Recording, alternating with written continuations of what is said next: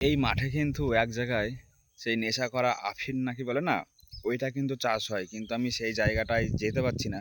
কারণ ওই জায়গাটা একটু অনেকটা দূরে যেতে হবে, মানে মাঠের একদম মিডিল পজিশনে এমন জায়গায় রয়েছে, সে রাস্তাতে যাওয়ার উপায় নেই। এই মাঠের আলফাল দিয়ে হয়তো যেতে হবে, কিন্তু আমি অত দূর যাবো না। আর তোমাদেরকেও দেখাবো না, কারণ ওটা কোথায় কী হয়, হয়তো আমাকে ধরে কেউ পিটাবে হয়তো এটা দেখালে বা ভিডিও করলে। শুনেছি এটা নেশার জিনিস, খুবই একটা খারাপ জিনিস। তবে মাঠের ভেতর তো আমি তো এর আগে কোনোদিন আসিনি। যদি আমার সাথে কেউ একটা থাকতো, তাহলে হয়তো আমি সেখানে যেতাম, গিয়ে দেখতাম কীরকম জিনিসটা হয় আর কীরকম হয়। কিন্তু আমার সাথে আমি তো একা আছি, তো সমস্যাটা ওটা হচ্ছে যে আমি একা একা চিনি না জানি না, যাবো কেউ যদি বকে টকে মারধর করে, সেই কারণে আমি আর যাচ্ছি না, তোমাদেরকেও দেখাচ্ছি না।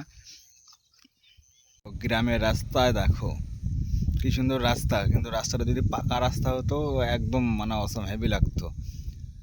হাওয়ায় কলা গাছগুলো কি সুন্দর নড়ছে দুলছে, নিচে হচ্ছে কি আবার সেই ধানের কি যেন বলে ওইগুলো সব ফেলে রেখেছে, কিন্তু এইগুলো কেন ফেলে রেখেছে জানি না। কেউ যদি শয়তানি করে আগুন টাগুনও দিয়ে দেয় তার আবার অসুবিধা। পুরো মাঠটা দেখো কত বড় মাঠ। আর এই মাঠে যে এত কিছু চাষ হয় না, সে ধারণার বাইরে। সবজি মানে সবজির একটা হাট বলতে পারো, এটা পুরো সবজি। যেহেতু এখন শীতকাল, অনেক সবজির চাষ হয় এখানে, প্রচুর সবজির চাষ হয়।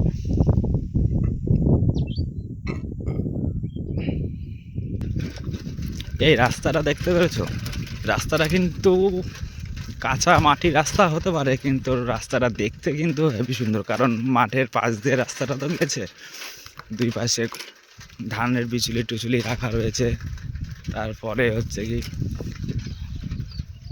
এখানে হচ্ছে কি এই যে গরুর গাড়ির চাকা রেখে গেছে, হয়তো চাষবাস করে সেইগুলো।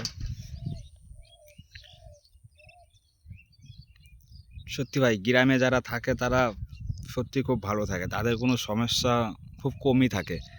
যেরকম ধরো যারা শহরে থাকে তারা বেশিরভাগ প্রবলেমে থাকে, কাজবাজের প্রবলেম, সব দিক থেকে গেজির প্রবলেম। কিন্তু গ্রামে একটা সুন্দর জায়গা দেখো, এখানে কোনো অশান্তি ঝামেলা কোনো কিচ্ছু নেই। আর এখানে যারা কাজ বাজ করছে তারাও কত সুন্দরভাবে কাজ টাজ করছে, কোনো রকম তাদের কোনো প্রবলেম নেই, কোনো ঝামেলা অশান্তি কোনো কিচ্ছু নেই। আর ওখানে যে বোর্ডটা, ওই বোর্ডটা মনে হচ্ছে কোনো সরকার থেকে হয়তো কোনো পঞ্চায়েতের সিস্টেম করে হয়তো ওখানে ওই বোর্ডটা ওরা লাগিয়েছে, যাই হোক কিছু একটা হবে। আর এই দিকটা দেখছো, ওই পাশটা কিন্তু টোটাল বিল, হ্যাঁ একটা বিল, বিশাল বড় বিল। ওই বিলটাই প্রচুর মানুষেরা মাছ টাছ ধরে, মাছ টাছ ছাড়ে, এসব করে। এই দিক তাকাচ্ছে, এই দিক এই পাশটা যে রাস্তা, ওই রাস্তাটা আমার যাওয়ার কথা ছিল, কিন্তু ওই রাস্তাটা আমি চিনতে না পারায় রাস্তাটা যেতে পারিনি। কিন্তু এবার যাবো ওই দিক দিয়ে, লোকজনকে শুনে শানে দেখি যেতে পারি কি না। ওই যে ওখানে একটা বক পাখি দেখতে পাচ্ছেন না, ওই পাখিটার মনে হচ্ছে কোনো রকম শরীর খারাপ, কারণ উনি ও হচ্ছে খুঁড়িয়ে খুঁড়িয়ে হাঁটছে পাখিটা। একটু ভালো করে খেয়াল করে দেখো, পাখিটা খুঁড়িয়ে খুঁড়িয়ে হাঁটছে। পাখিটার হয়তো কোনো রকম লেগেছে হয়তো, না হলে কেউ মেরেছে টেরেছে, যাই হোক কিছু একটা হবে। আমি যে এই রাস্তাটা যাবো ভাবছি, সেই রাস্তাটা এই যে এই রাস্তা, এখানটা আমি কি করে যাবো সাইকেল নিয়ে, কোথাতে কি করব মাথায় কাজ করছে না।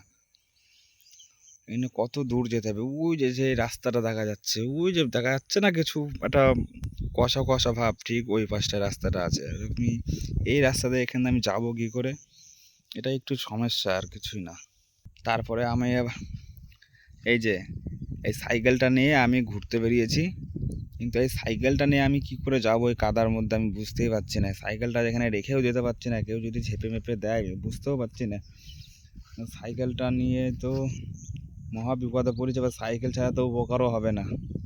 যে রাস্তার পাশে সাইকেল রেখে সবাই কাজে যাচ্ছে, কাজ করছে। এখানে একটা কল রয়েছে, জায়গাটা দেখুন কি পরিষ্কার পরিচ্ছন্ন রেখেছে। এটা কিন্তু সেই জল ছাড়ার যে মেশিন ঘর বলে না, সেই ঘর। জায়গাটা দেখুন কি পরিষ্কার পরিচ্ছন্ন রেখেছে। এখানে আবার ইলেকট্রিকের, কারেন্টেরও তো ব্যবস্থা রয়েছে, কিন্তু খুব সাবধানে। আমার তো এখানে এরকম তার ফার দেখে তো আমারই ভয় লাগছে যে কোথায় কি কারেন্ট ফারেন্ট লেগে আছে। এই রাস্তাটা একবার দেখো, এই রাস্তাটা কিন্তু এরকম আঁকা বাঁকা পাহাড়ের মতো গিয়েছে, দেখতে খুব সুন্দর লাগছে, কিন্তু যখন ভেতর দিয়ে যাচ্ছি তখন একটা অন্যরকম ফিলস হচ্ছে, মানে বাগানে ভেতর ভেতর দিয়ে যাচ্ছি তো, কলা গাছের ভিতর ভিতর দিয়ে খুব সুন্দর লাগছে, কিন্তু একা একা তো একটু ভয় ভয়ও লাগছে। এখন দুপুর 2টো বাজে প্রায়, একটা লোকজন আমি দেখতে পাচ্ছি না মাঠে। দেখছেন মাঠে কিন্তু একটা লোকও নেই, সব বাড়িতে গিয়েছে, খাওয়া দাওয়া করতে গেছে। আর আমি এমন সময় এখানে এসেছি, একটা মানুষকেও খুঁজে পাচ্ছি না, যে কাউকে কিছু জিজ্ঞাসা করব, কাউকে কিছু বলবো, কাউকে পাচ্ছি না। পাচ্ছেন না? আমি এখন যেখানে দাঁড়িয়ে আছি এটা পুরোটা মাঠ।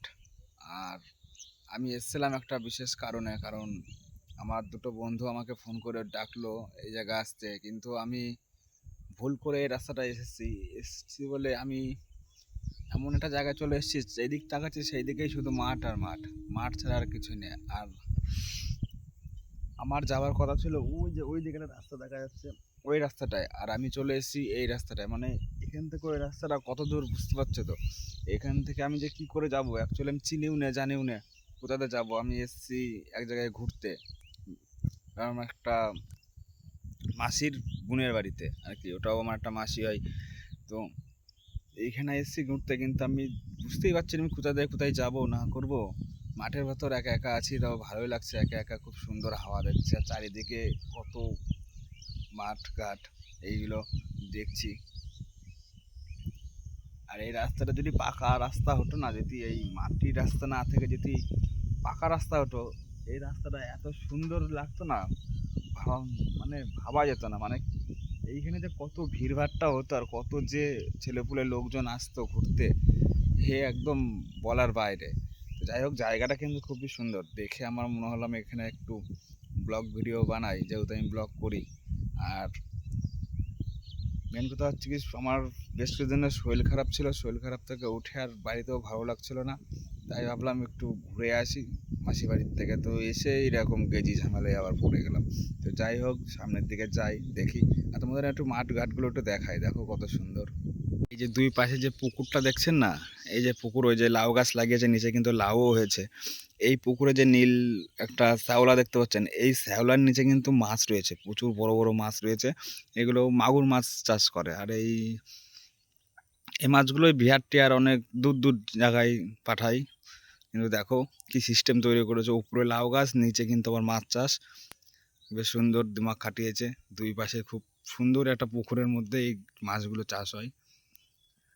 আর এইখানে দেখো কুল গাছ, এসে কুল আমরা খাই, কিন্তু এই কুল গাছ আর কদিন পরেই কুল ধরেছে, কিন্তু এখনো ঠিক মতো বড় হয়নি, আর কদিন পরে বড় হয়ে যাবে।